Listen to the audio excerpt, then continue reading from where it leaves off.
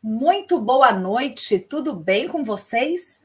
Boa noite, família abençoada, iluminada de todo o planeta Terra. Hoje a gente tem uma live muito legal, com muita informação aqui sobre o Antigo Egito Iniciático, com o Paulo Iannuzzi. Pode depois deixar sua pergunta, depois que a gente compartilhar o tema, a gente vai tentar responder o maior número de perguntas. Vou deixar aqui, para quem não tem, rapidinho eu vou dar uns recadinhos. O Instagram, tá? O meu Instagram. E esse é o outro canal que bastante gente já conhece, Conexão Espiritual. Tem aí no primeiro comentário o link do canal, para quem quiser entrar lá. E deixa o seu like, compartilhe a live para essa informação chegar para mais gente. E quem quiser apoiar aqui o canal, dessa maneira, super chat, super thank you ou Pix. Tá legal? Vamos chamar logo o Paulo para a gente já começar a ter bastante informação aí. E depois ele vai deixar todos os contatos dele aqui para vocês. Então vamos lá, gente. Vamos compartilhar para essa noite ser maravilhosa, com uma energia boa, que é assim que a gente gosta. Muito boa noite, Paulo. Olá, Gabriela, boa noite. Mais uma vez, obrigado pelo gentil convite. Boa noite a todos que estão aí, agradecendo a presença de vocês, apoiando, prestigiando esse trabalho, que possa ser transmitido da melhor forma possível, o que for necessário. E eu agradeço mais uma vez. Agradeço por você ter topado mais uma vez compartilhar aí o seu conhecimento com todos nós. A casa é sua. Muito obrigado, eu que agradeço mais uma vez, e o conhecimento é de todos, não é meu nem de ninguém. Então, ninguém pode ser o detentor do conhecimento. Alguns se adiantam um pouco, só isso. É isso aí.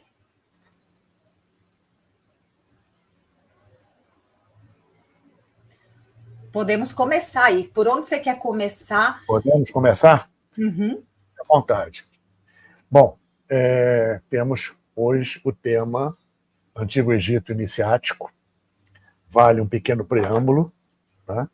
Sobre o Antigo Egito, que ele é muito interessante, sui generis, porque não existe meio termo com respeito ao Antigo Egito.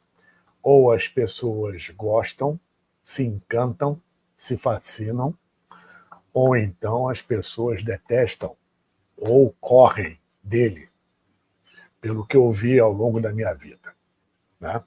Mas, independente de qualquer coisa, o Egito tem o seu encanto, pois é a terra dos mistérios.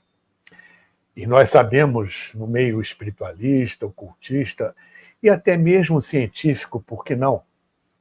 E filosófico também, que são os mistérios que movem a alma humana.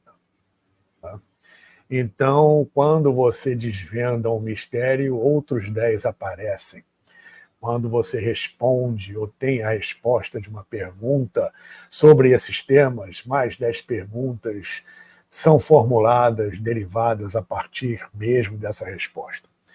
Então, o Antigo Egito, por ser algo mais que milenar, porque até mesmo dentro da história e da arqueologia, né, está se chegando a um consenso pelas últimas descobertas que as civilizações antigas, tais como a egípcia, a hindu, a tibetana, etc., são mais antigas do que até então se supunha ou se registrava. Tá? Então, caracterizar como milenar esta civilização é até algo redundante. E dentro disso, passando para um lado mais oculto, mais espiritual, tá? É tempo suficiente de civilização para muitos terem tido uma experiência encarnatória lá, né? No mundo inteiro. E isso obviamente, vai determinar o que foi dito aqui antes, com respeito à enorme atração ou à repulsão em relação ao Antigo Egito, que traz muito conhecimento oculto, que era, em sua época, a grande luz do mundo, uma vez que, bem no princípio, herdou muita coisa da Atlântida, assim como a antiga Índia. Os dois pilares principais das civilizações antigas, bem remotas, que, em verdade, formam um recomeço da humanidade a partir da queda atlântica, sendo o Egito considerado, até no meio esotérico, o pai da humanidade e da humanidade atual, esse recomeço, coisa que, obviamente, a ciência ortodoxa ainda não aceita, e a Índia, a mãe da humanidade. O aspecto devocional feminino geral da Índia, complementando com o aspecto mental e masculino do Antigo Egito. E os dois não só se complementam, como trocavam ideias, trocavam figurinhas, vamos dizer assim. Tá? É tanto que temos registros dos egípcios na Austrália. Isso aí foi uma pesquisa iniciada no início da década do século passado, lá pela década de 10, por essa descoberta de hieróglifos em pedras no sudeste, da Austrália, registrando hieróglifos, e começou-se uma pesquisa ali, que foi interrompida e retomada lá para 2010, 2015, inclusive com a publicação de um livro, e em cima disso até mesmo egiptólogos da Universidade do Cairo foram chamados à Austrália para confirmar se aqueles hieróglifos eram mesmo hieróglifos antigos egípcios ou eram alguma coisa diferente. E foi confirmado que eram hieróglifos egípcios, inclusive com cartucho, uma cártula com o nome de um faraó que lá esteve. Tá? E, curiosamente, o Antigo Egito, até hoje, é o único lugar do mundo, além da Austrália, que tem bumerangue. Eu mesmo testemunhei isso no Museu do Cairo, quando lá estive, uma série de bumerangues estilizados com pinturas, desenhos e hieróglifos ao estilo egípcio, mas o formato idêntico ao que se usa até hoje na Austrália pelos aborígenes. E isso é cientificamente incontestável. Agora, como e por que eles foram para lá, conseguiram ir para lá, é um mistério. Assim como é um mistério o estudo de múmias na década de 70 e 80 que foram para a Europa, múmias de sacerdotes para serem pesquisadas por tomógrafos, que naquela época estavam sendo utilizados para vários tipos de pesquisa, e essas múmias foram para a França e para a Alemanha serem estudadas, inclusive a múmia de Ramsés II, que foi recebida na França como chefe de Estado, né? Inclusive passou em revista A Tropa, algo muito interessante. Foram encontradas folhas de coca dentro da múmia e entre as bandagens. Tá? E a gente sabe que coca só existe na Cordilheira dos Andes, aqui na América do Sul. Então, outro dentre tantos mistérios que envolvem o Antigo Egito e o seu intercâmbio, embora, repito, muito disso ainda seja negado oficialmente pela história, arqueologia e egiptologia tradicional e ortodoxa, como outros temas também. Mas não é isso propriamente que vamos frisar. Tá? Então, isso é apenas um preâmbulo e uma observação interessante do que envolve realmente, em muitos detalhes, a civilização egípcia antiga. Então, essa civilização, digo até transmilenar, hipermilenar, já era, assim, uma potência mundial. Já era uma civilização milenar quando José entrou no Egito a família de Jacó, depois o povo hebreu. O Egito já era muito mais milenar ainda, na época de Cleópatra. É algo tão impressionante que Cleópatra, aquela de Marco Antônio, Júlio César, que é Cleópatra VII, filha de Ptolomeu VI, ela está cronologicamente mais perto de nós do que da primeira dinastia no Antigo Egito e, muito mais ainda, do período pré-dinástico egípcio. Ou seja, repetindo, ela está mais perto da gente, historicamente, cronologicamente, do que da própria ancestralidade milenar egípcia. E, repito, é já num consenso científico muito mais antiga do que nós supomos, ou o que era vigente até então. E dentro desse processo, né, existia um tripé em todo o processo milenar das dinastias, que foi o sustentáculo da civilização, que era chamada Casa da Vida, que eram os templos, que ao mesmo tempo eram universidades, grandes escolas, etc. Não existia uma distinção entre a formação cultural, formação técnica, formação tecnológica, formação espiritual e magista. Era tudo a mesma coisa. Tá? Isso tudo era englobado numa coisa só. E os templos, como a Casa da Vida, eram encarregados desses processos de conhecimento e, obviamente, das iniciações dos alunos que se tornavam sacerdotes. Sacerdotes médicos, sacerdotes engenheiros, sacerdotes arquitetos, sacerdotes matemáticos, sacerdotes astrólogos. E na antiguidade, a astronomia era englobada pela astrologia. A astrologia era o carro-chefe. E a astronomia moderna deriva disso. E os egípcios eram experts nesse processo todo. Né? E também, por que não dizer, na alquimia, que nasce no Egito, o poder da transmutação, pela ação dos iguais, dos semelhantes, e pela ação dos contrários, que é um processo de conhecimento oculto, médico e iniciático, né? Porque a medicina e tudo que envolvia o Antigo Egito tinha o processo da magia, ou seja, o entendimento e o conhecimento profundo e a manipulação das forças naturais, das forças da natureza, das forças cósmicas, da energia telúrica, enfim, de muito conhecimento que foi, obviamente, absorvido, além de tecnologia, com respeito à civilização atlântica e também de fora do planeta.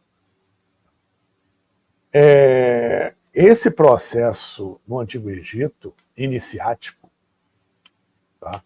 Aliás, em todas as civilizações antigas, mas o Egito ficou muito marcado nisso, no nosso meio mais ocultista, espiritualista, que promove o processo da escola, do teatro e da ação, né, do conhecimento, que muitas ordens, muitas não, algumas ordens realmente sérias, iniciáticas, mantêm até hoje, ou seja, o teatro é como você transmite esse conhecimento iniciático que transforma a sua vida no seu dia a dia, no seu cotidiano, expandindo isso. Né? O processo iniciático propriamente dito, que é a conexão com o seu eu interior e com as hierarquias espirituais que governam o planeta e o processo evolutivo do planeta e do sistema solar todo. Tá? E, obviamente, o conhecimento, a escola, o aprendizado desse processo e, consequentemente, no teatro, a aplicação disso. Ou seja, esse era o tripé feito pela Casa da Vida, a Casa da Morte, ou seja, tudo que era do além-túmulo era relativo à Casa da Morte, que não tinha uma sede específica, pois o deus Antu, que é o termo mais próximo egípcio para a transliteração grega Anubis, né? O guardião do além-túmulo, o condutor das almas no além-túmulo. Anubis não tinha um templo propriamente dito. O seu templo era a margem esquerda, no Nilo, a região do deserto onde nada nasce, para onde, pelo mito egípcio, a alma vai ao adentrar o submundo. Tá? Eu estou simplificando a coisa porque isso é muito profundo, muito extenso. Sem exagero algum, teríamos que ficar aqui horas e horas, até mesmo 2, 3 dias falando só disso. Uma civilização milenar com esse conhecimento todo, não dá para, e nem pretendo esgotar o assunto. Mas essas pinceladas vão dar uma noção bastante interessante a respeito dessa civilização. E a casa do faraó, o terceiro pé desse tripé, ou seja, o faraó como chefe de Estado, chefe temporal e chefe religioso. Tá? Nós observamos, por exemplo, na Igreja Católica, o Papa, ele é um chefe de Estado. O Vaticano é um Estado. E ele é o chefe religioso. Tá? Ele representa Jesus na Terra. O Dalai Lama, a mesma coisa. Ele é o chefe de Estado do Tibete e é também tratado como suma santidade. E o Dalai Lama, ele é considerado a reencarnação do Buda. Os faraós no Antigo Egito, muito antes disso, eram considerados a reencarnação de Osíris. E pelo processo iniciático profundo que um faraó passava, que era a suprema iniciação da Grande Pirâmide de Quéops, no nome egípcio Rufo, que, a despeito do que é colocado pela ciência oficial, é muito mais antiga do que 2500 a.C., e não foi esse faraó que construiu esta pirâmide, como o faraó Khafre não construiu a pirâmide de Khafre. O faraó Khafre, que é uma transliteração grega de Khafre-ha, e Miquerinos, o original egípcio Menkaure-ha, também não construiu a pirâmide. Elas são muito mais antigas, se perdem à noite dos tempos, assim como a esfinge. E, ao contrário também do que é dito oficialmente, as pirâmides foram tudo menos túmulos. Então, a Grande Pirâmide sempre foi várias coisas, inclusive uma usina de energia, mas, principalmente, na sua Câmara do Rei, no sarcófago iniciático, um local de iniciação. Tanto que até hoje, grupos da Ordem Rosa Cruz, a MORC, até mesmo da maçonaria e outras ordens, fazem constantes incursões ao Egito com um horário específico dentro da Câmara do Rei da Grande Pirâmide para os seus procedimentos ritualísticos inspirados nas iniciações antigas que existiam para a grande sacerdotisa, o sumo sacerdote, ou seja, aquele que aspirava, tinha passado por etapas iniciáticas até chegar nessa última etapa, e também o candidato a faraó. E após essas iniciações, onde o iniciando corria risco de morte,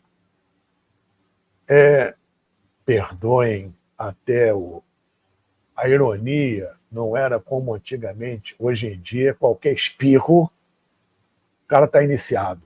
Antigamente não era assim, não. Era muito sério o processo. E isso se perpetuou durante bastante tempo, de uma forma parcialmente simbólica, em muitos ritos, principalmente o rito de iniciação dos templários. Bom, isso é um capítulo à parte. Mas, ô Paulo, você tem como falar um pouco para a gente como era mais ou menos a iniciação aí? Sim, eu ia chegar nesse ponto daqui a pouco. Tá. Porque existiam vários tipos de iniciação. Tá? E alguns procedimentos iniciáticos que nos chegam até hoje, alguns detalhes a gente não pode passar aqui. Tá? Me perdoem, mas não dá. Mas o que pode ser passado já vai dar uma clareada nesse conhecimento. Bom, primeiramente, muitos, em criança, já eram identificados pelos sacerdotes nas famílias e eram convidados a ir ao templo para a sua formação. Uma vez passando pelas etapas iniciáticas, a coisa era muito severa. Aliás, a egrégora egípcia espiritual é severa. Briga com ela, não.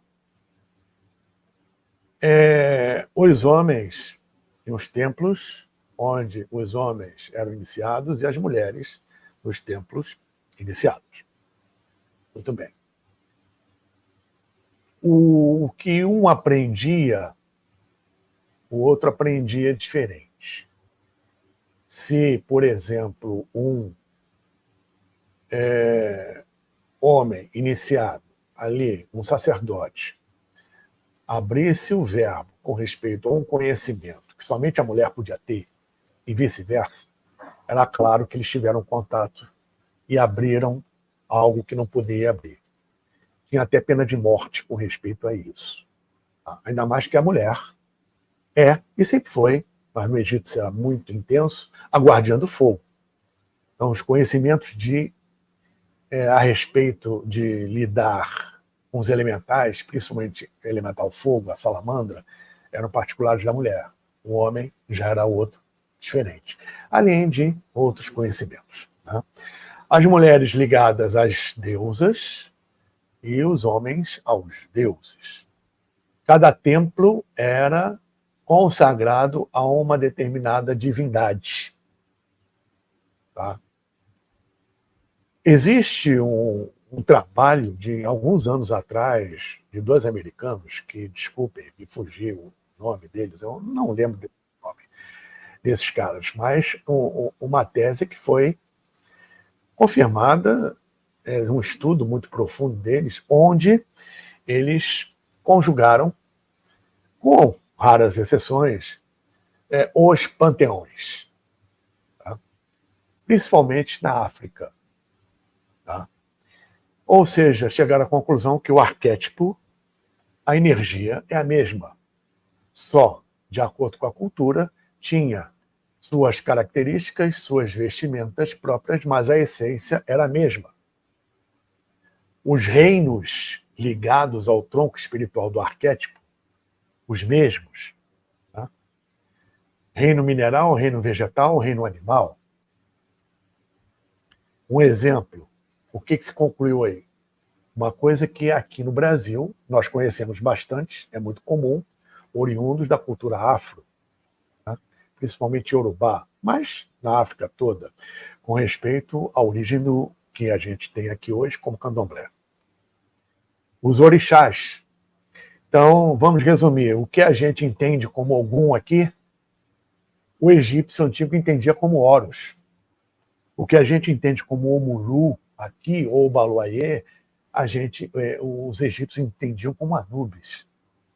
O que a gente entende como Iemanjá aqui, os egípcios entendiam como Ísis, a grande mãe. Os gregos já tinham a sua nomenclatura, vestimenta e um aculturamento diferente, óbvio, mas a essência era a mesma. O que era Osíris para o Egito, o que é o que a gente chama aqui na cultura afro de Oxalá, e era Zeus para os gregos, Júpiter para os romanos, Brahma para os hindus, ou seja, com as suas diferenças culturais e geográficas, né, a essência é a mesma, o arquétipo é o mesmo. Então, né, os rituais de iniciação estavam ligados aos rituais das deidades, que, em verdade, eram arquétipo. É como um pai de santo ser iniciado, que a gente conhece aqui no Brasil, ser iniciado, raspar para um determinado orixá. A mulher, aí a orixá, a mãe de santo, é a mesma coisa. Tá? De acordo com a sua linhagem. Então, no Antigo Egito, o indivíduo, o homem ou mulher, não ia para qualquer templo, para qualquer divindade. Tinha a ver justamente com seu tronco espiritual, a sua linhagem espiritual, sua bagagem energética, ligada a essas divindades, forças e arquétipos da natureza. Então, os sacerdotes aproveitavam muito isso para manipular o povo, porque dentro dos templos existia um monoteísmo, mas ao mesmo tempo eles entendiam esses arquétipos, essas forças da natureza que nós entendemos como orixás, não só no Antigo Egito, como em quase todas as culturas antigas e as suas respectivas mitologias. Grande parte da mitologia grega vem do Egito. Não só a mitologia, parte da mitologia, como outros detalhes. Tanto é que em história, em ciência oficial hoje, da mesma maneira que se entende que, da mesma maneira que, para estudar o Japão, eu sempre cito esse exemplo, para estudar o Japão, você tem que olhar para a China, para estudar profundamente a Grécia Antiga, você tem que olhar para o Egito, em grande parte. Tá? Assim como para estudar Roma, você vai ter que olhar para a Grécia. Tá? Assim como você tem uma interação, em grande parte, da civilização celta com a nórdico-germânica. E assim por diante, como na América pré-colombiana, astecas, incas, maias, que são herdeiros de outras culturas mais antigas que vieram dos Atlantes, como também os indígenas daqui, dos Estados Unidos, enfim. Você vai começando a se aprofundar, você vê que tudo faz parte de um grande mosaico, onde as peças do quebra-cabeça vão se juntando. No Antigo Egito não era diferente. Embora o que eu esteja falando aqui destoe até bastante da ciência egiptológica oficial, uma vez que essa, como toda ciência, se baseia em fatos, artefatos, provas e experimentos. Esse lado mais ocultista, magista, é visto de uma forma superficial por conta desse empirismo científico óbvio, que lentamente vai caindo por terra, não só com respeito à arqueologia, mas em quase todos os segmentos da ciência em geral. E, dentro do aspecto arqueológico, Egito, Israel e a Terra Santa, de uma forma geral, e a China são os 3 lugares do mundo onde a pesquisa arqueológica encontra cada vez mais artefatos. E, no caso do Egito, é interessante porque isso já é um fato, não é mais um argumento, é um fato científico que, quando você chega lá, ou então assiste qualquer filme, documentário, vê fotos, etc., etc., sobre aqueles monumentos enormes, colossais, literalmente faraônicos, aquilo ali é 40%, com muito gosto, 40% do que foi o Egito. Mais da metade do Egito do Egito Antigo ainda está debaixo da areia. É o tipo de lugar que o turista pode, ao andar pela areia, tropeçar num artefato milenar. Então, muito, até mesmo em termos de artefato, são descobertos, e muito da ciência iniciática, vamos dizer assim, preservada por algumas ordens, e até mesmo por resquícios ainda contidos no próprio judaísmo, no catolicismo, na cristandade de uma forma geral, alguns pontos têm origem no Antigo Egito. Claro que adaptados, muda a forma, muda a roupagem, mas ainda uma origem. Tá? Lembrando que o Antigo Egito já era uma potência mundial onde, ao seu redor, a coisa ainda estava primitiva. Você só encontrava algo equivalente na Índia, muito longe.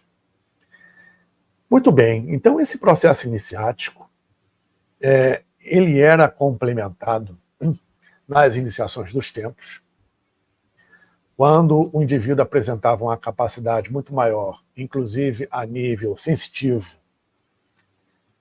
e pela vontade dos deuses, vamos dizer assim, ele era encaminhado para iniciações mais profundas,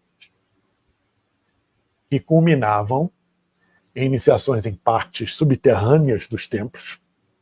Todo templo que se preze, antigo, o babado ocorre no subterrâneo.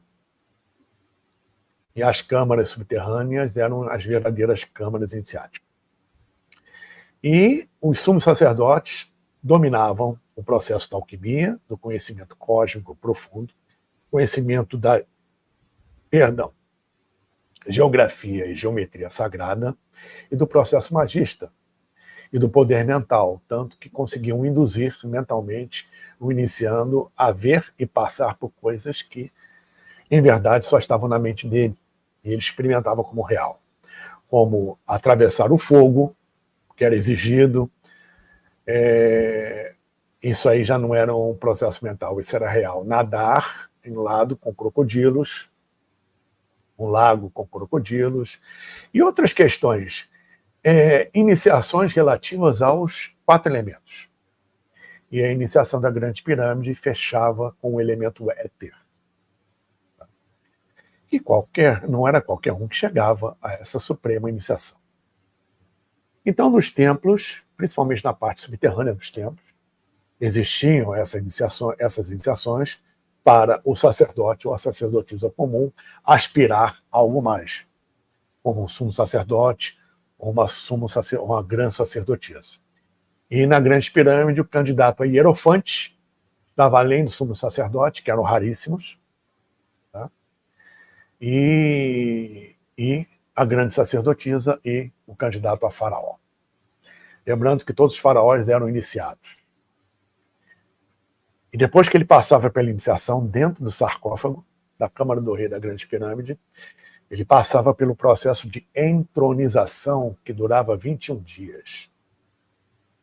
E era um ritual muito elaborado, onde ele vestia as cores e as vestimentas dos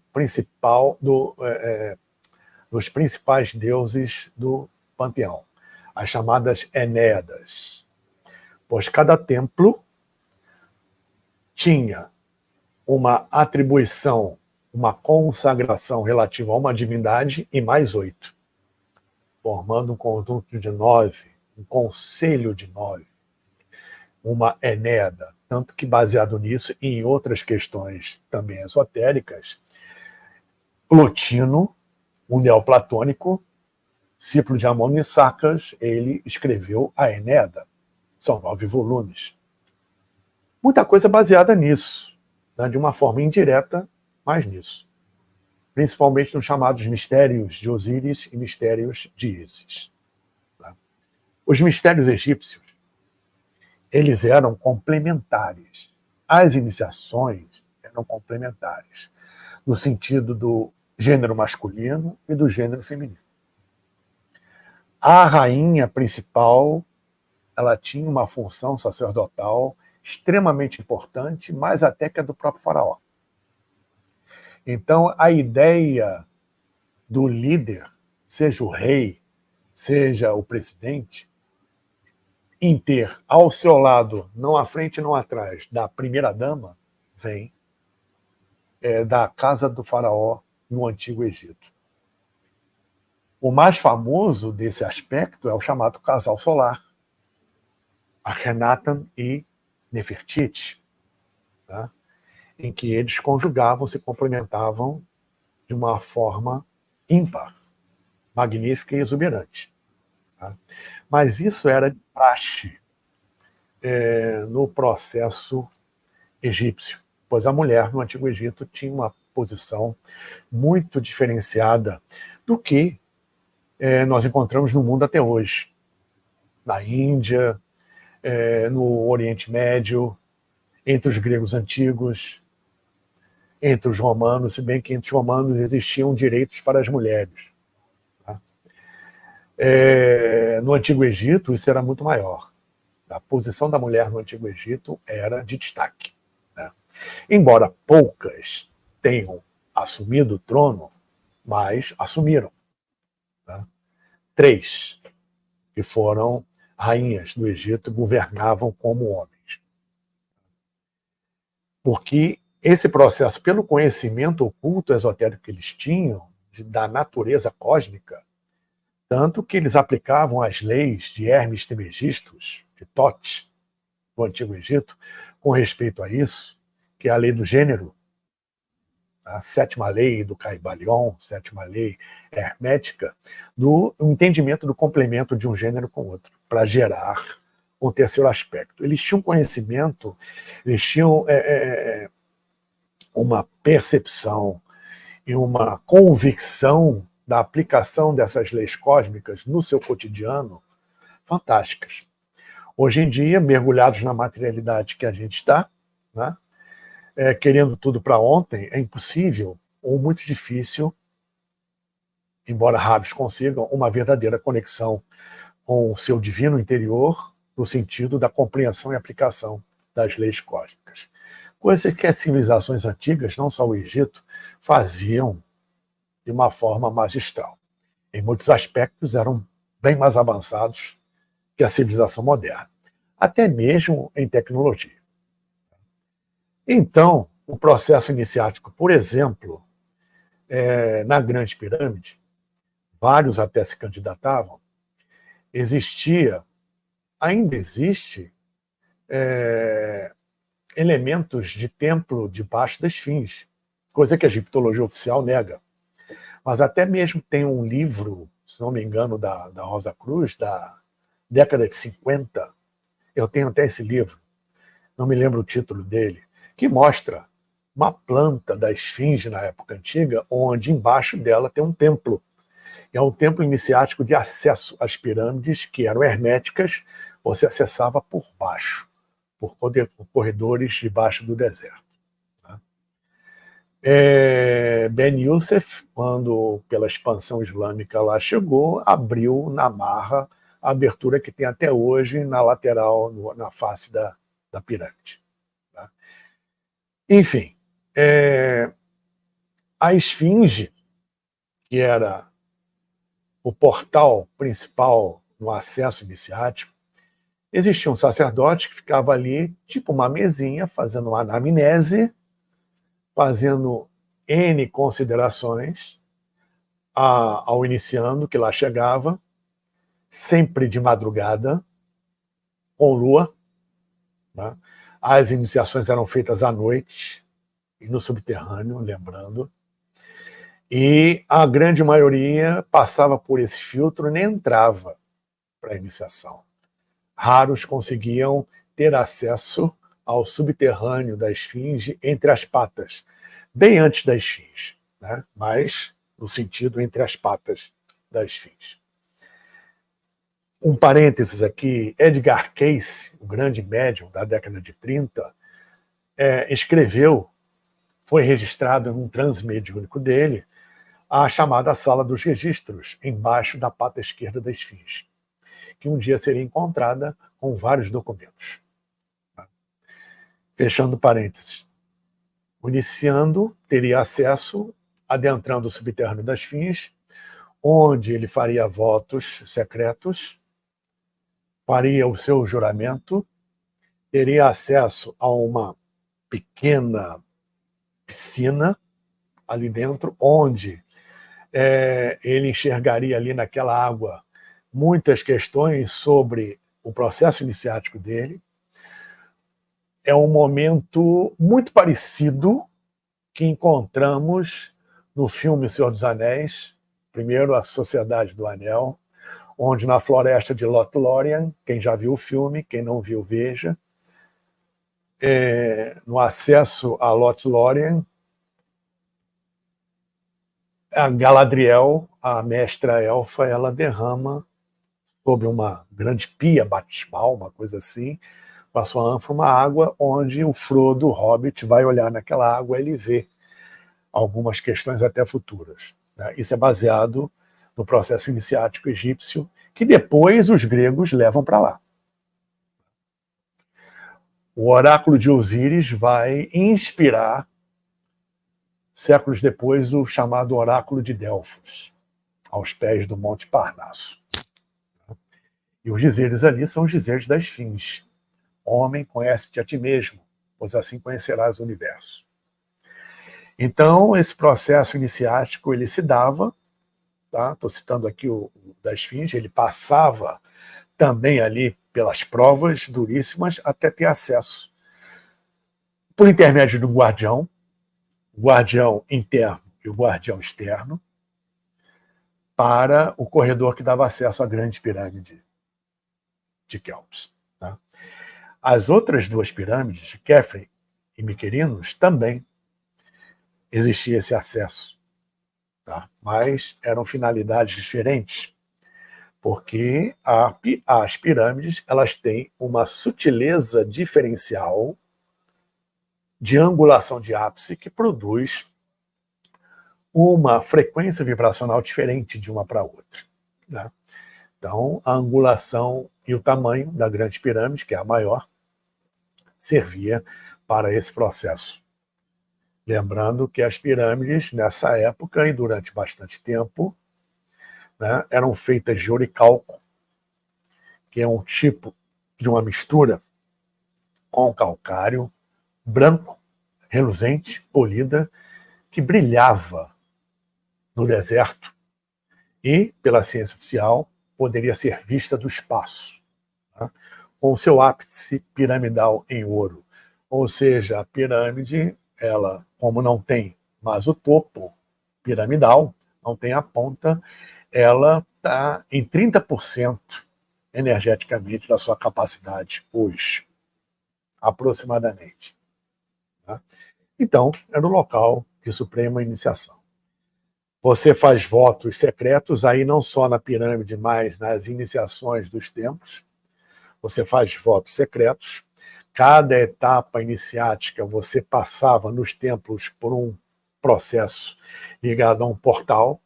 Todos os templos egípcios, pelo menos a sua grande maioria, era uma planta que reproduzia, principalmente no templo de Luxor e Karnak, na entrada, o corpo humano. Tá? Onde câmaras, conjuntos de colunas representavam os chakras e outros pontos da anatomia oculta do ser humano. Quando você adentrava um templo, ele era a céu aberto. Conforme você adentrava, passava por cada estação e escurecia. Era penumbra gradativa até a câmara iniciática, onde está o Sanctum Sanctorum, a imagem de ouro da divindade daquele templo, completamente escura. No breu, porque significava aquele ponto ali, o ponto final da eclosão da consciência que representava no templo a glândula pineal. Reproduzindo o corpo humano na planta do templo, essa câmara cai exatamente na glândula pineal e toda a câmara e o entorno da câmara mostra nas suas colunas e corredores todos os aspectos da anatomia craniana.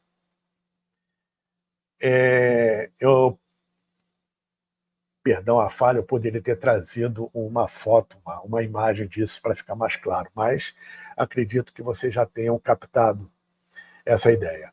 Então o processo era muito minucioso.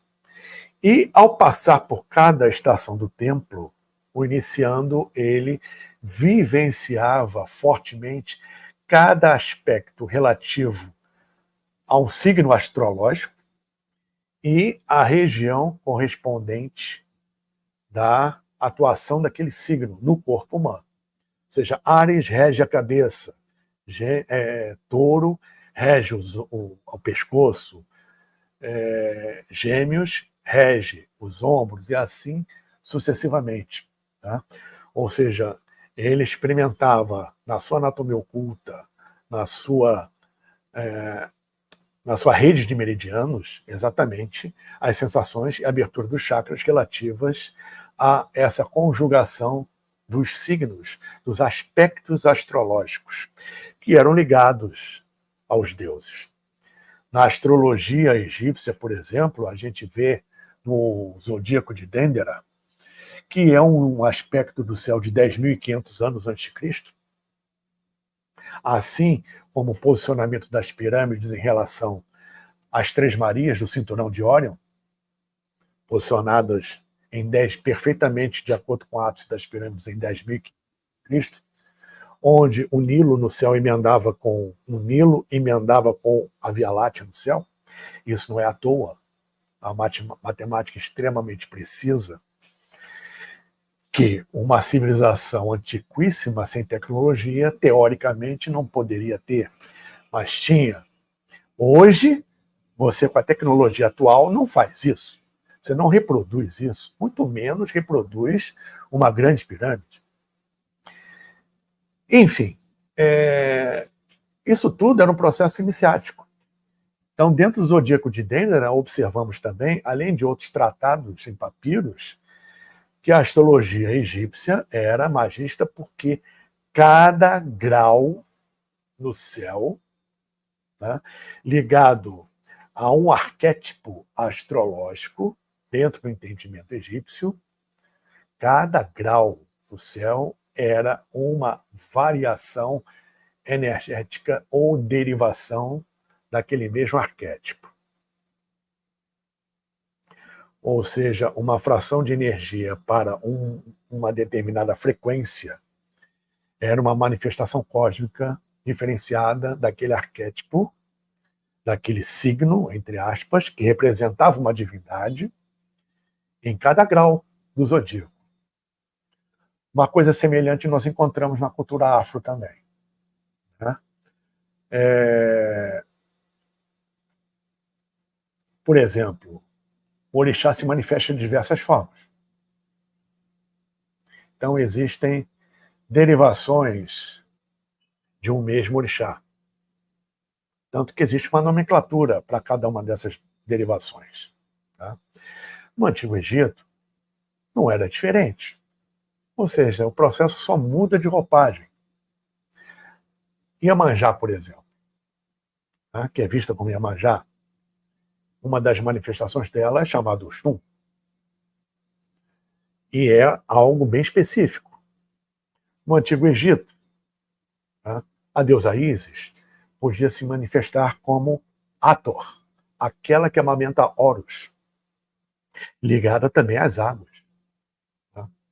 Ou seja, são semelhanças que no processo iniciático, seja ele qual for, dentro desse sentido, fazem muita diferença e amplia o entendimento e responde muita coisa.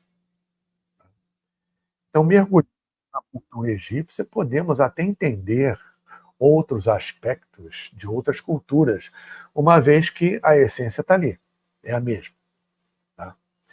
Então, esse processo astrológico funciona, por exemplo, é algo parecido, lembra, não é igual, evidentemente. Tem uma distância razoável. Na tabela dos 72 nomes de Deus, dentro do estudo da Kabbalah, tá? Em que grande parte do entendimento cabalístico o Antigo Egito conhecia.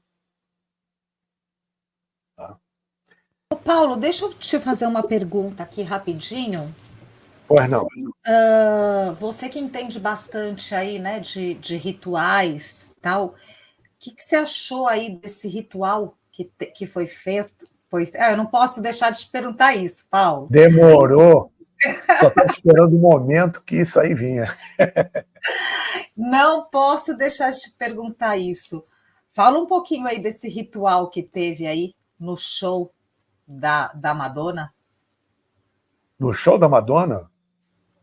Pensei que você fosse perguntar do desfile lá que foi feito no Egito, transportando as múmias dos reis do Museu do Cairo para o novo Museu do Cairo. Né? Mas eu também quero saber disso.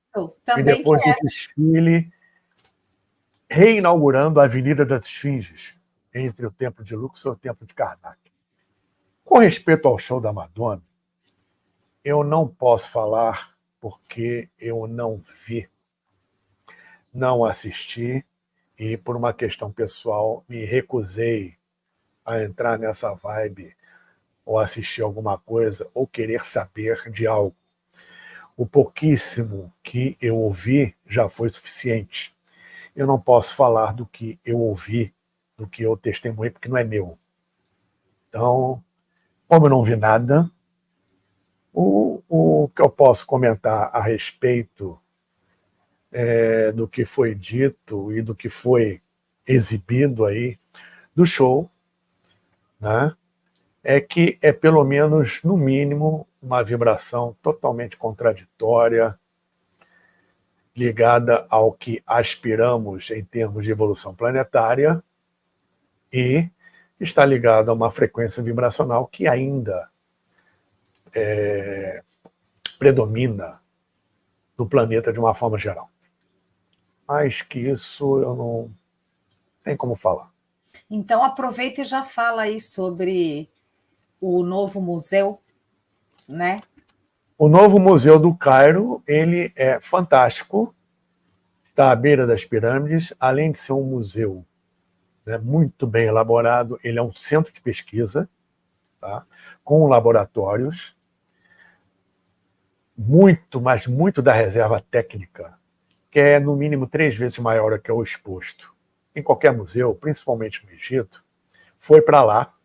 E pela primeira vez, por exemplo, desde a descoberta do tesouro de Tutancâmon, em 1922, algumas peças foram tiradas da gaveta para serem estudadas.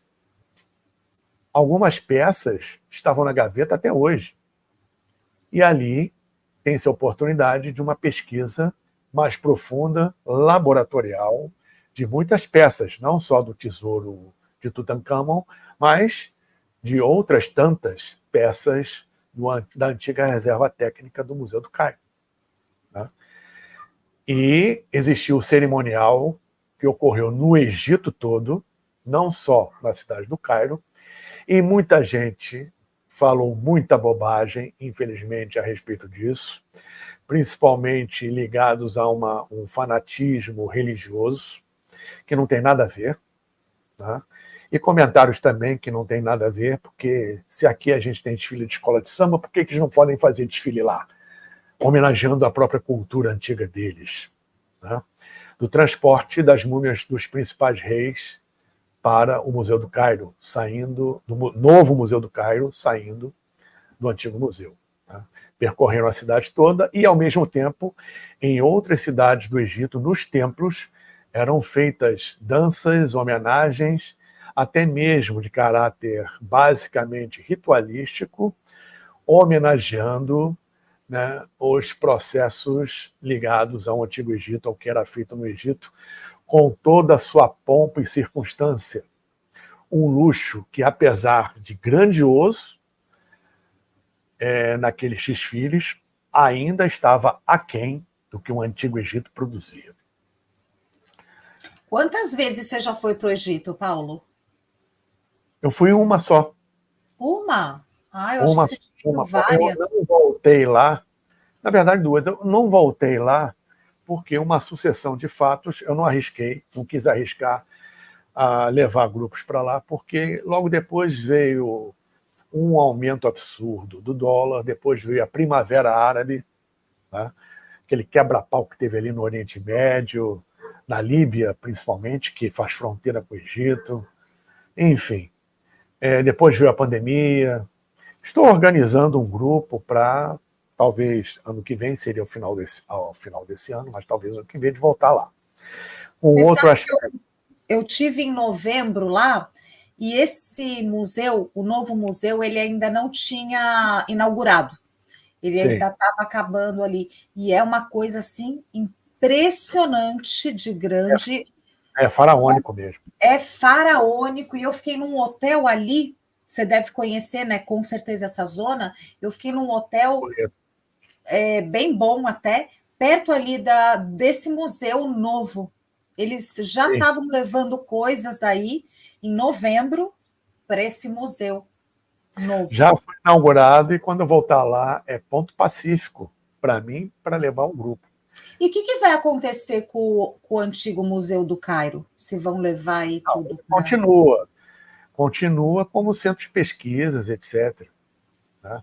E só uma Porque pergunta por é uma obra, curiosidade. é um prédio muito antigo e já é patrimônio cultural. Só por curiosidade, você gostou ali mais do norte do Egito ou do sul, onde está Luxor? Eu sou suspeito, eu gostei do Egito todo. Não digo norte porque eu não adentrei o delta. Agora tem algumas coisas interessantes a nível de pesquisa, né, que também foi o objetivo da minha viagem. Eu fiquei 1 dia e meio no Museu do Cairo pesquisando. Mas no delta tem algumas coisas interessantes que não interessam a turista, porque você sente a vibração e tem algumas ruínas ali baixas, né? Não é ponto turístico. E não fui a Alexandria. Pretendo ir a Alexandria para visitar Taposiris Magna, que é o templo de Osíris, que foi encontrado ali. E como Cleópatra VII foi consagrada sacerdotisa de Ísis, mesmo tendo sido de origem grega, foi um privilégio, ela, obviamente, construiu um templo de Ísis. Onde tem um templo de Ísis, tem que ter um templo de Osíris. Onde tem um templo de Osíris, tem que ter um templo de Ísis. Então foi encontrado, está exposto já há bastante tempo, e é sítio arqueológico, o templo de Osíris, que é chamado, repito, Taposiris Magna.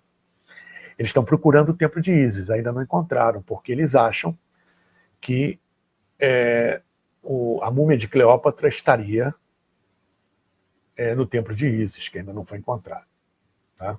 É um local bastante interessante, e a própria Biblioteca de Alexandria. E aqui eu abro um parênteses duplo sobre a Biblioteca de Alexandria. A biblioteca, naquela época, né, da Cleópatra, ou seja, vamos dizer, quando Júlio César chegou lá, claro que a biblioteca é bem anterior, mas na época que ela incendiou, 48 ou 46, não me lembro, antes de Cristo, a biblioteca já continha conhecimento mais que suficiente para detonar, naquela época, em qualquer momento, uma revolução industrial. A nossa revolução industrial tem 300 e poucos anos. Imagine se tivesse ocorrido antes de Cristo. Como estaríamos hoje? Se é que estaríamos, poderíamos ter nos autodestruídos. Então, tudo acontece realmente a seu tempo. Ou seja, muito, mas muito conhecimento foi perdido ali no incêndio da biblioteca. Até em termos ocultos, esotéricos, ritualísticos, egípcios também, além da ciência propriamente dita na época. A Índia e o Tibete conseguiram preservar muitos dos seus conhecimentos escritos, dos seus épicos, escrituras sagradas. Infelizmente, muito disso foi queimado na biblioteca, no incêndio da biblioteca de Alexandria. Então, eu percorri do Cairo até a fronteira com o Sudão, que é a região do Lago Nasser, região de Assuã, onde está o templo de Ramsés II e Nefertari, sua rainha predileta, que é Abu Simbel, ou Abu Simbel para outros, onde você encontra as 4 estátuas colossais de Ramsés II e o seu templo. Bom, as estátuas não só de Ramsés II, como de mais 2 deuses ali no fundo do templo, lembrando que esse templo ele estava a 60 metros abaixo, e uma obra faraônica na década de 60 recortou os elementos do templo, recortaram as estátuas, a pedra, e passaram 60 metros acima, reproduzindo a montanha, porque ele foi feito na montanha, e mantiveram, porque o Lago Nasser cobriu, e a grande represa, e mantiveram a mesma posição em relação ao Sol, onde o sol, ao nascer, dá diretamente no fundo do templo, iluminando o faraó Ramsés II em 2 etapas do ano. Uma na data do seu nascimento e outra na data da sua coroação. É realmente algo impressionante. E dentro da montanha, existe um complexo enorme que raros conseguem entrar, né?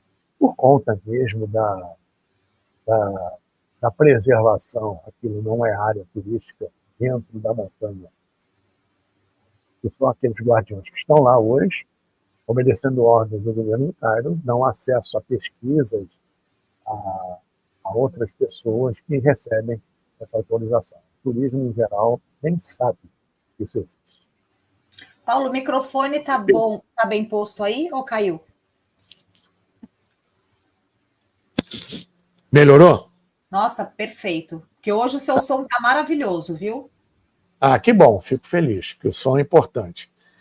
Então, percorri o Nilo quase todo. Ou seja, você vai parando nas cidades com os templos. Luxor, então, é uma maravilha. Você tem o templo de Luxor, na margem direita, o templo de Karnak, falando da parte antiga. E na outra margem, a margem esquerda, você tem o Vale dos Reis, tá? O Vale das Rainhas e a região de Deir el-Bahari e Deir el-Medina. Deir el-Medina é o Vale das Rainhas, e Deir el-Bahari, que é pertinho de Luxor, é o templo da rainha Hatshepsut. Está alinhado perfeitamente com o templo de Karnak, que fica do outro lado do Nilo. Um alinhamento perfeito. Eu amei então, o Egito é muita coisa para ver, né? Anda para caramba, mas vale a pena. Tá? É bem instrutivo. E o Egito, atualmente, com respeito a essa parte antiga, milenar, quem tem uma sensibilidade, uma sensitividade mais aflorada e vai com fé, com o peito aberto nesse processo, vai experimentar 2 coisas. Vai experimentar as vibrações dos locais. Existem templos ali que ainda estão funcionando, ainda estão com uma energia bem considerável. Segundo, estar no Egito é uma coisa. Entrar no Egito é outra.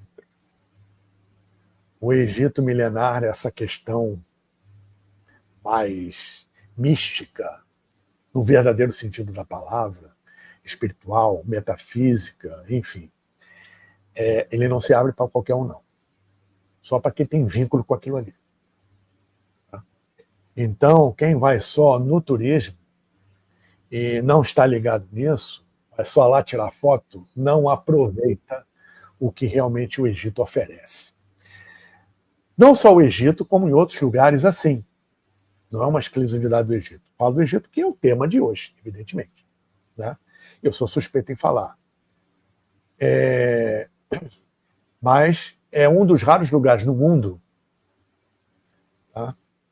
Existem outros também, mas são raros, em que o que você vê de documentação, foto, filme, vídeo, etc., de tudo que está aquilo ali, lembrando que é 40% do que era, né? Isso sendo otimista, que eu acho que é um pouco menos, quando você chega lá, está presente, testemunha aquela grandiosidade, não tem nada a ver com foto, com os filmes, as fotos, não fazem jus àqueles monumentos, àquela grandiosidade, àquela magnificência quando você está lá. Tá? É bem diferente.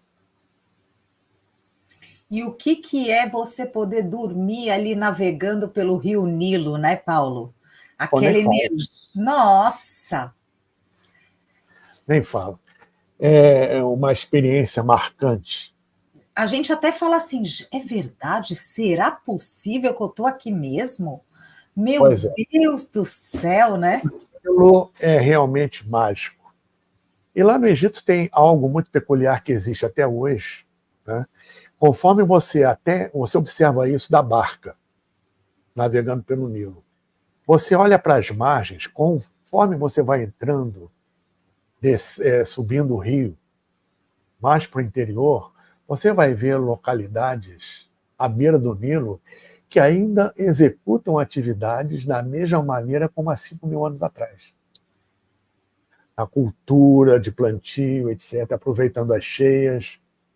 Você observa ali ao longo da margem o que deu origem ao nome antigo do Egito, que era terra de Han ou Kemet, quer dizer negro, no sentido de terra negra, porque quando a cheia do Nilo invade as margens e depois recua, deixa os segmentos, a terra fica pretinha.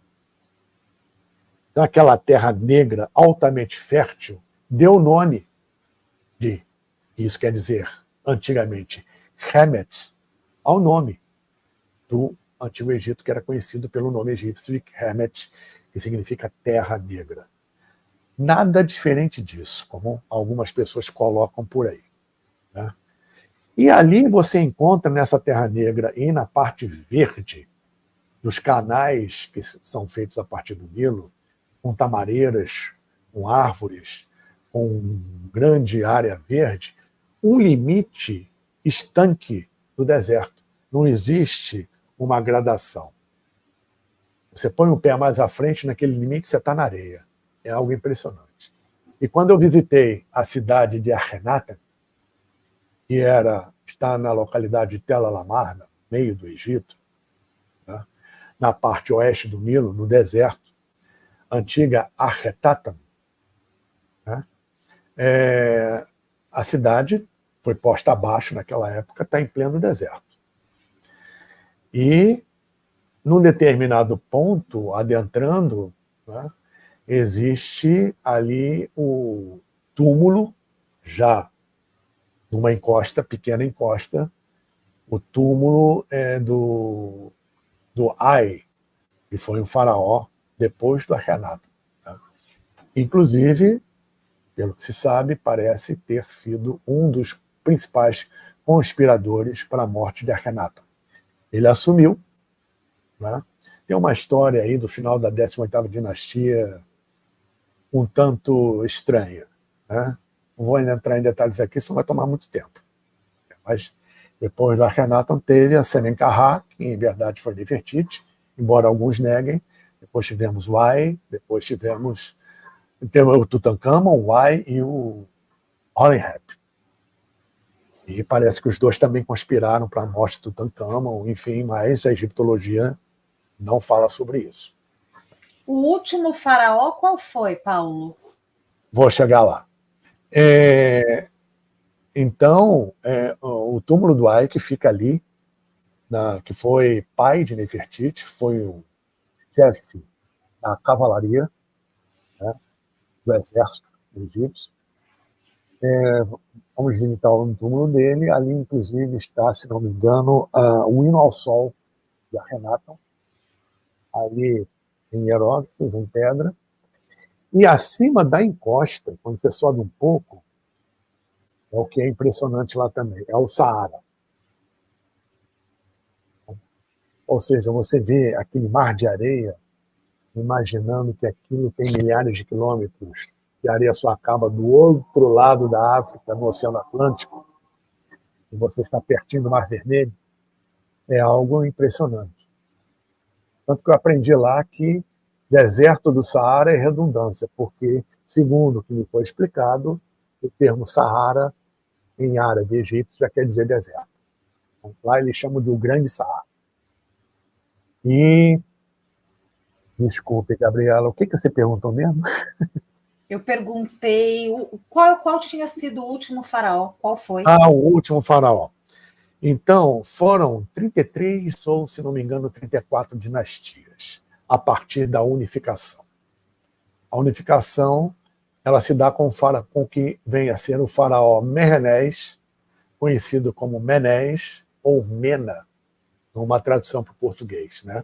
E de nome anterior, Narmer. Merenés é o nome de entronização. E era uma época que o Egito era dividido, era um período pré-dinástico. Eram dois reinos, o reino do Alto e o reino do Baixo Egito. O reino do alto curso ao sul e do baixo curso do Nilo ao norte. Das duas coroas, coroa vermelha e a coroa branca. Coroa vermelha do norte, do baixo Egito, e a coroa branca do sul, do Egito, do Alto Egito. Depois da unificação pelo faraó Purnarmer, faraó Merenés, o Egito ele passa, naquela época, há pouco mais de 4.000 anos, a ser o primeiro Estado soberano, o primeiro país propriamente. E assim permaneceu por pelo menos uns 2 milênios, porque mesmo na Grécia, 2 milênios e pouco depois, você tinha cidades-estado. Eram cidades-estado no mundo inteiro, até mesmo na Índia. O Egito foi o primeiro país soberano, o primeiro Estado soberano da história, e assim permaneceu por milhares de anos, todas as dinastias faraônicas. Então, Merenés inaugura pela unificação do Alto e Baixo Egito, onde começa o uso da coroa dupla, as duas coroas numa só, a primeira dinastia de 33 e 34. Né? Ou seja, o Egito ele começa entre altos e baixos, que não podia ser diferente numa civilização de tão longa duração, né, a decair, a declinar lentamente a partir do assassinato do faraó Ramsés III. Isso em aproximadamente 1100 a.C., período da Guerra de Troia. O Egito começa um lento declínio, invasões, etc. E cada um que entrava, mesmo de fora, assumia a coroa e criava uma dinastia própria. As últimas dinastias foram com respeito a Alexandre o Grande, que entra no Egito em 333, aproximadamente, e quando ele morre, aos 30 ou 32 anos, acho que 32 anos, seu túmulo está até hoje lá em Alexandria, cidade que ele funda, né? O seu primeiro general, Ptolomeu I, assume como rei do faraó do Egito. E ele foi bastante sábio dentro de uma área mística. Muitos dizem que já ele teria sido a reencarnação de um sumo sacerdote ou um faraó. E ele, em vez de fazer o que seus colegas que dividiram o Império de Alexandre faziam, que era ampliar a fronteira, estar sempre em guerra com outro, ele se voltou para o Egito e fortaleceu o seu governo, criando um novo império egípcio ptolomaico. E assim foi com Ptolomeu II, III, até o Ptolomeu VI, pai de Cleópatra VII. Muito bem. O que fortaleceu o Egito até perante Roma. Então, ali foram dinastias já greco-egípcias, onde a parte grega assimilou a cultura egípcia, em grande parte. O Egito ela era, como uma civilização já naquele tempo milenar, tão solidificado culturalmente que todos que entravam de fora, em vez de impor a sua cultura, acabavam se aculturando.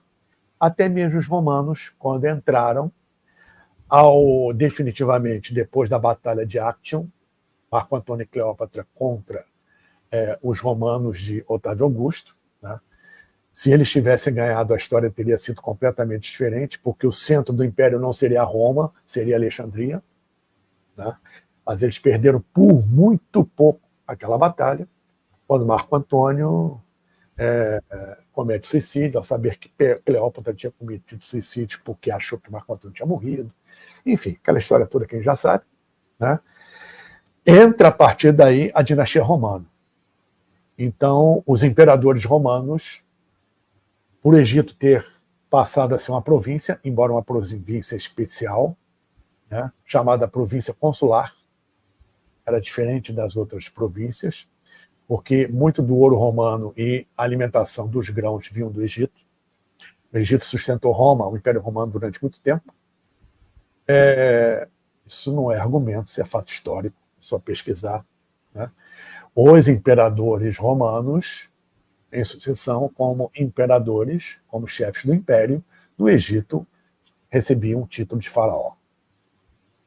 Então, o último faraó do Egito realmente foi o penúltimo imperador romano, que me foge o nome agora, e o último ritual egípcio, onde se falou o egípcio antigo, onde se entendia a leitura dos hieróglifos, e foi realizado no Templo de Ísis, o último ritual, foi por volta de quase 400, 380, Constantino, antes de Cristo. Dali, então, o Egito mergulhou no esquecimento e só em meados do século XIX começou a ressurgir com a descoberta da Pedra da Roseta e o decifrar a partir de Champollion pela expedição napoleônica. Paulo, continua aí que eu vou pegar aqui uma coisa para te mostrar. Vai Sim. Continuando, eu vou sair um pouquinho daqui, você continua. Não, tudo bem. Então, dentro desse aspecto, né, e aliás, outros, por exemplo, a cultura romana, entrando no Egito, quando iam romanos lá para fixar residência definitiva no Egito antigo, eles, até mesmo pelo ritual de embalsamamento e mumificação, eles se submetiam. Tá? Tanto que temos muitas descobertas, inclusive uma cidade a oeste do Cairo, no meio do deserto, que foram descobertos mais de 250 múmias, mais de 250 sarcófagos desse período romano no Egito, onde você encontra na pintura da superfície do sarcófago os rostos daqueles que estavam ali no sarcófago, mumificados e embalsamados nas tiras, dentro do ritual antigo, que já tinha caído naquela época bastante.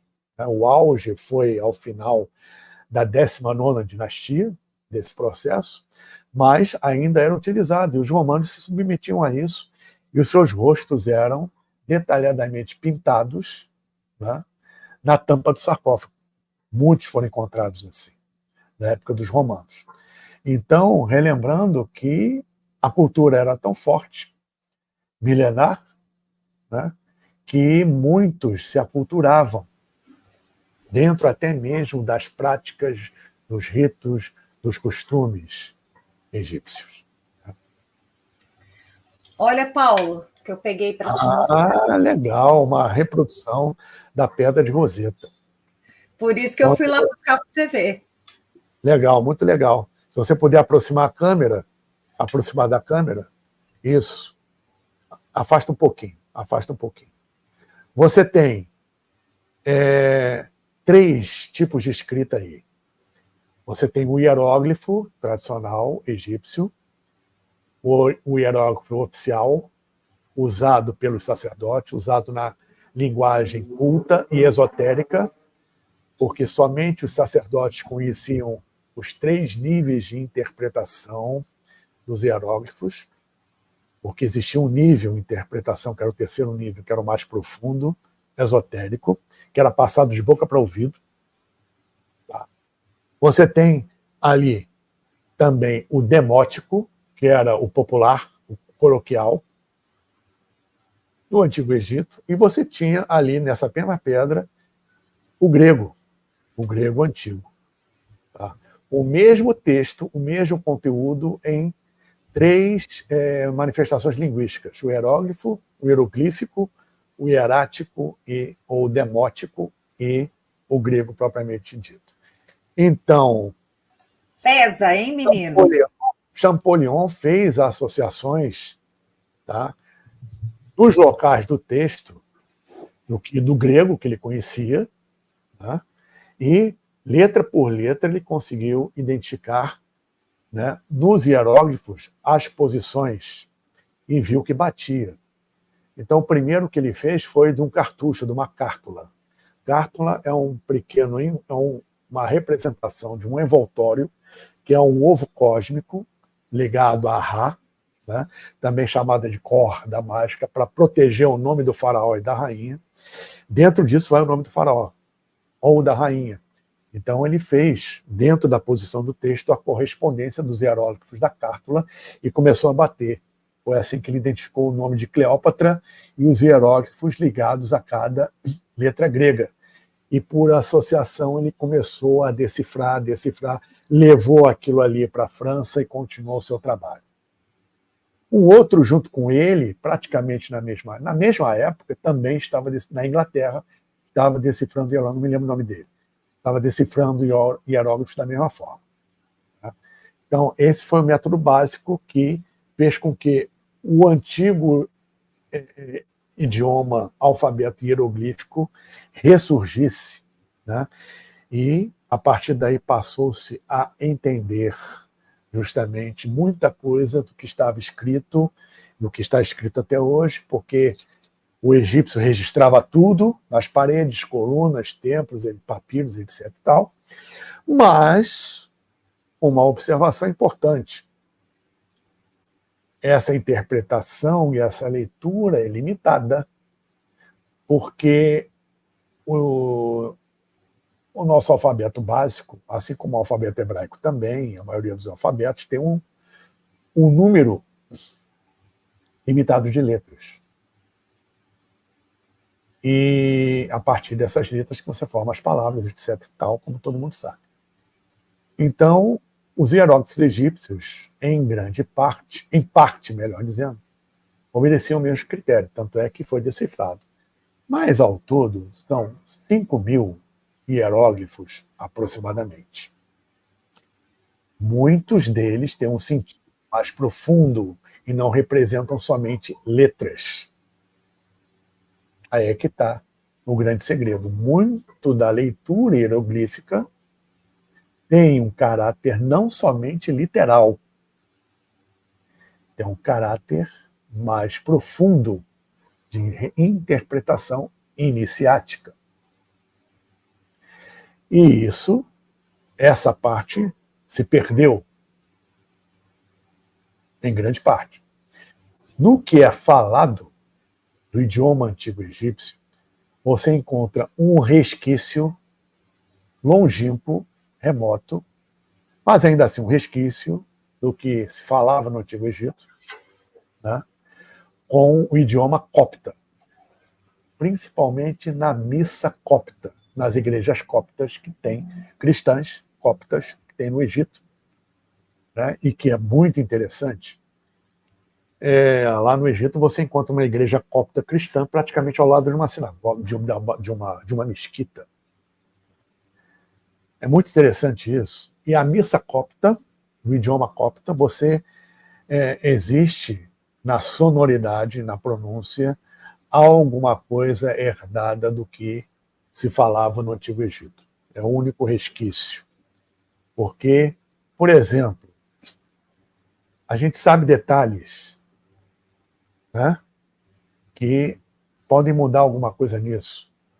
Todo mundo fala, já se acostumou a falar, vou dar o exemplo do faraó Akenaton. Todo mundo fala Akenaton. Muita gente fala Akenaton. Né? Mas a gente sabe também que, a exemplo do hebraico, em que a junção do CH, ao contrário do português, que dá som de X, o CH em hebraico dá som de RR, tipo, Baruch Ata Abadonai, Baruch quer dizer bênção, ou abençoado, o final é CH, então não é Baruch, é Baruch. O KH, junto, em egípcio antigo, é o mesmo som. Tanto que esse CH deriva do Antigo Egito. Também, KH quer dizer, tem som de RR. Então não é Akhenaton. É Akhenaton. Né? É bem difícil falar, né? Se é Akhenaton, Akhenaten, ou Akhenaten, ou Akhenaten.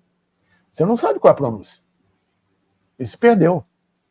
Então o pessoal se acostuma, obviamente, a uma determinada pronúncia, principalmente na língua inglesa. No Egito se fala inglês, junto com o árabe. Tá? Tem uma dominação inglesa durante muito tempo lá. Enfim, então você tem essa adaptação. Mas a pronúncia real antiga, não se sabe, eu não sei se é o mais próximo é Akhenaten. Lembrando que o egípcio antigo, assim como o idioma árabe, o hebraico, o aramaico, são basicamente culturais e consonantais. Diferente do sânscrito, diferente do japonês, diferente do chinês, que tem uma base vocálica forte. O idioma semítico tem uma base consonantal mais forte em termos de pronúncia. Então você vê nos hieróglifos egípcios, no idioma egípcio, isso. Né? Mas, em verdade, embora Akhenaten seja o que mais se aproxime, a gente não tem certeza se era isso.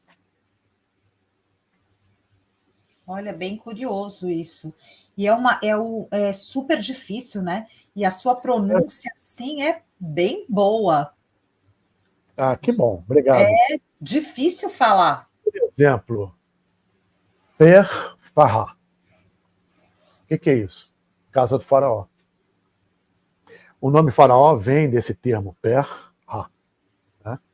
Então, em verdade, faraó é um termo usado de um tempo para cá. Eles não chamavam os monarcas de faraó, e o faraó não se intitulava a si mesmo faraó, era rei. Então o termo faraó, o faraó Akhenaten, o faraó Tutankhamon, faraó Ramsés II, etc, etc, etc, faraó Djoser e Meneptah. O termo faraó não vem do Antigo Egito. Os egípcios chamavam os seus monarcas de rei. Então era o rei Akhenaten, o rei Tutankhamon, e assim por diante. Nos textos está algo lembrando o rei. O termo faraó vem de uns tempos para cá. E como você estava falando antes aí das iniciações, ainda existem, né? Sim, sim. No interior do Egito você encontra muito, entre aspas, bruxo bom. Que ainda fazem uns rituais antigos, como em todo lugar. Né? Como em todo lugar. E em algumas sociedades secretas, realmente sérias, né?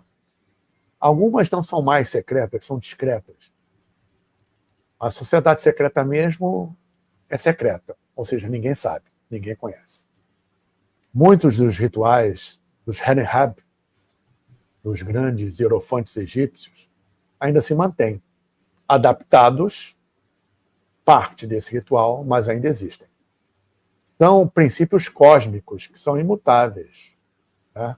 Mas cada um dentro de um desenvolvimento próprio de abertura de canal e de uma etapa, onde existe ainda um mantra, a palavra sagrada, onde cada etapa, não sei se eu terminei de falar isso nos tempos, cada etapa tem uma palavra de passe, ou uma senha, que é uma parte de um mantra, até na iniciação final, onde você tem que repetir a frase toda que você aprendeu para passar para a suprema iniciação. Isso ainda se mantém. Tá? Tem determinadas coisas que se mantêm. Muitas dessas coisas são ocultas. E muito do que é oculto porque simplesmente não se divulga. Só isso. Outras são ocultas porque precisam ficar ocultas. Ocultas não no sentido de ser algo oculto, mas no sentido de preservar o conhecimento. E o juramento feito nas iniciações ao longo desses milênios, até hoje, é para você preservar o conhecimento. O juramento não é para você manter aquilo em segredo. O juramento mesmo, como era antigamente, é você não mudar uma vírgula daquilo. Para que você, como existe infelizmente muito disso hoje, principalmente na internet, passar um conhecimento sem conhecer, sem ter base e sem ter a responsabilidade iniciática de passar para quem não é iniciado ou não tem a responsabilidade iniciática em receber. Vai pegar aquele conhecimento, interpretar a seu bel prazer, de acordo com o seu momento emocional, vai distorcer e fazer lambança com isso. Então, o sentido da iniciação e do juramento é, principalmente, não adulterar nenhuma palavra e nenhuma vírgula daquele conteúdo que foi recebido e daquela prática aplicada, porque conhecimento sem prática, sem aplicação no seu cotidiano, como a gente falou aqui antes do teatro, enfim, é patrimônio jogado pelo ralo. Então, conhecimento não é. Os egípcios sabiam disso e trabalhavam muito bem isso, como depois os hebreus, como depois os gregos, os romanos, etc. E na antiga Índia era a mesma coisa, no Tibete, então, nem se fala da civilização Samsung, ao pé do Monte Kailash, morada de Shiva, é aplicar o conhecimento. Conhecimento não é para pôr na prateleira, nem para ficar exibindo egoicamente. É para ser aplicado para a prioridade maior, que é o seu reencontro com o seu eu divino, num processo sempre de dentro para fora, porque de fora para dentro, muito pouco a quase nada você consegue. Ô Paulo, Capitão Man deixou aqui, olha, você quer ler aí? O quê? Tem uma cidade nova sendo construída a 30 milhas do Cairo, uma dispensa enorme para o país. Muitas coisas por trás disso que não estão sendo divulgadas. Sim, o Antigo Egito está gastando.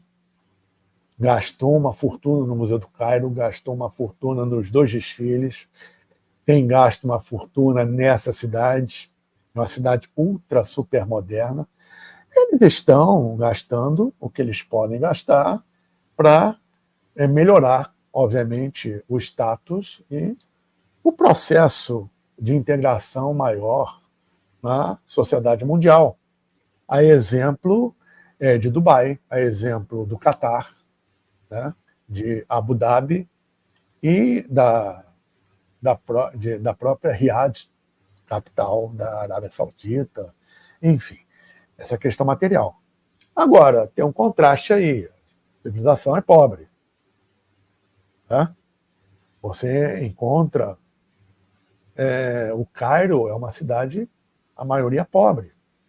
Né? A população é pobre, alguns passam necessidades. Então, como qualquer país terceiro-mundista, o contraste é muito grande.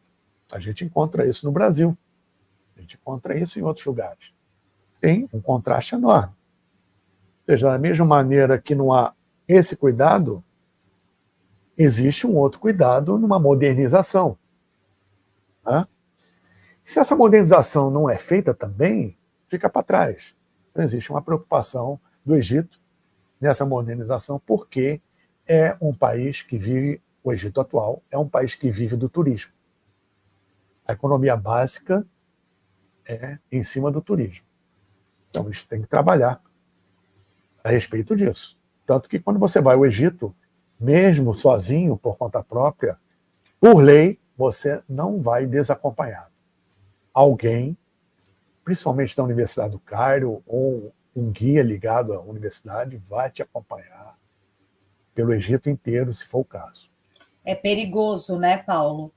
Também perigoso. Também o Oriente Médio todo, a gente sabe que volta e meia passa por determinadas situações e a gente está testemunhando o que está acontecendo lá, né?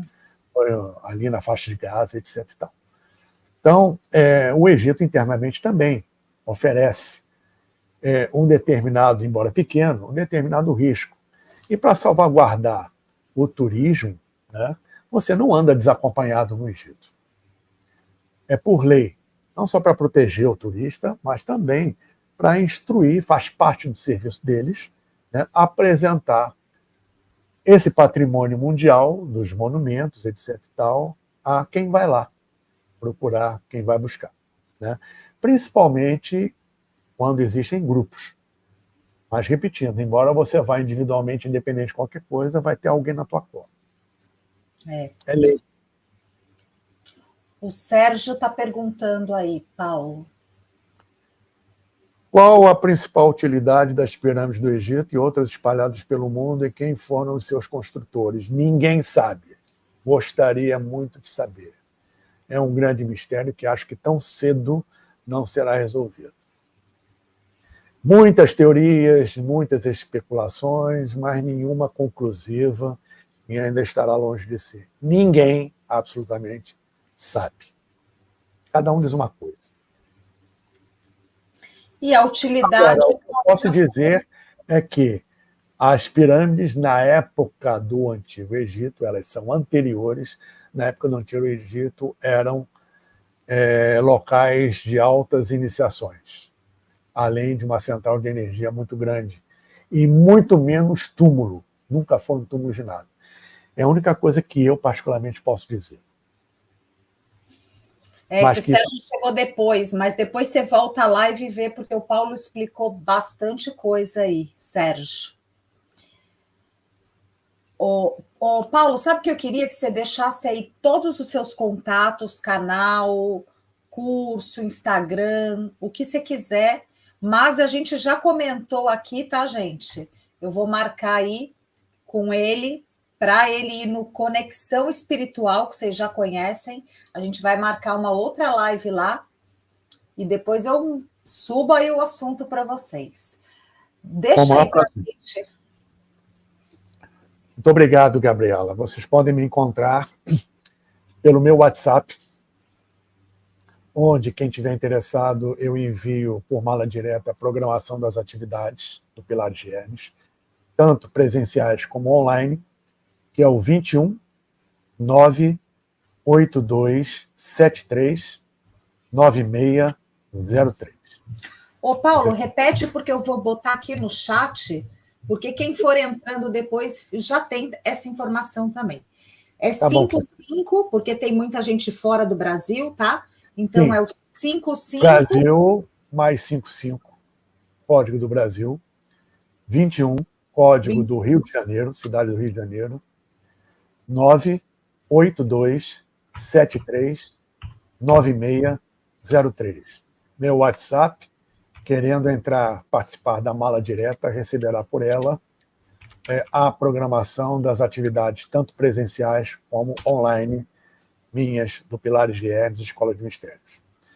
Podem entrar em contato e, assim como da outra vez, a querida Gabriela permitindo, postarei também meu canal, essa live de hoje, e tem outro material lá que talvez seja de interesse de vocês, no @paulianuzzi Pilares de Hermes. E @Ianuzzi Pilares de Hermes é o meu Instagram, e o Facebook, a mesma coisa. Tá? Instagram? @Ianuzzi Pilares de Hermes. O canal, @Paulo Ianuzzi Pilares de Hermes. Sim. Inclusive tá aí, ó. Tá Pilares de Hermes, que é bem fácil aí, que o pessoal já viu a live inteira. E se você me permite, mais um detalhe. Depois de amanhã, este sábado, agora, dia 11, eu vou ministrar uma live, na verdade, um seminário, que eu já até enviei para você o banner, Gabriela, está super, hiper convidada, se você quiser e puder participar, assim como todos vocês estão convidados. Vou ministrar um seminário online pela plataforma Zoom, das 15 horas às 19 horas, horário de Brasília, 18h30, em verdade, horário de Brasília. Tá? Eu vou abrir a sala, horário de Brasília, às 14h30. Vai ser sobre o governo oculto do mundo no seu sentido espiritual. Falaremos sobre Shambhala, Melquisedeque, Grande Fraternidade Branca, o processo atual da transição de eras, etc. E é um seminário beneficente, cuja renda cada um vai doar o que quiser, não existe um valor estipulado, que vai ser remetido para os postos assistenciais em relação ao ocorrido no Rio Grande do Sul, sul do Brasil, pela enchente que assola ainda não só a capital Porto Alegre, mas grande parte do Rio Grande do Sul. Então, vai ser é um seminário solidário, beneficente, com esses temas, né? E a colaboração vai ser livre para cada um que será remetida para lá. Estão todos convidados para essa live. Para isso, entrem em contato pelo WhatsApp, que incluirei no grupo a fim de receber o link, no grupo específico do seminário, a fim de receber o link para o acesso ao seminário pelo Zoom. Nossa, obrigado. Maravilha, maravilha. Paulo, eu quero te agradecer muitíssimo. A gente teve aqui muita informação hoje. Já falei com você também da próxima live. Eu já me antecipei, gente, que é para ele não poder falar não. Pode contar comigo. Não, jamais. É brincadeira. Graças, gente, toda a informação aí do canal do Paulo, tem o WhatsApp aqui, divulguem, compartilhem a live e boa noite aí para todo mundo. Paulo, uma boa noite para você e até a próxima. Boa noite, Gabriela. Mais uma vez, muito obrigado. Extensivo esse agradecimento a todos vocês que participaram até agora. Aí, onde vocês estão em maioria, é tarde, então agradeço redobradamente, né? E, de acordo com o antigo ditado egípcio, inspirado na posição de meditação dos faraós, nas estátuas dos pilonos dos templos, pés no chão, olhos no horizonte e mente no infinito, pois não há deserto que nunca se acabe. Que Deus abençoe a todos nós abundantemente. Namastê e Jai Jai. Muito obrigado. Graças, Paulo.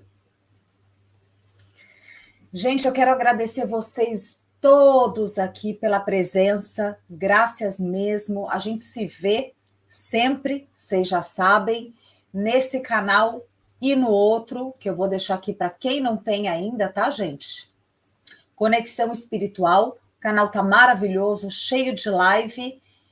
Tem o Instagram aqui também. O Facebook é a mesma coisa, Gabi Quintela, só não tem o 13, Gabi Quintela. E, gente, compartilhem a live, uma boa noite, até amanhã e até sempre. Um beijo grande. Fica com Deus.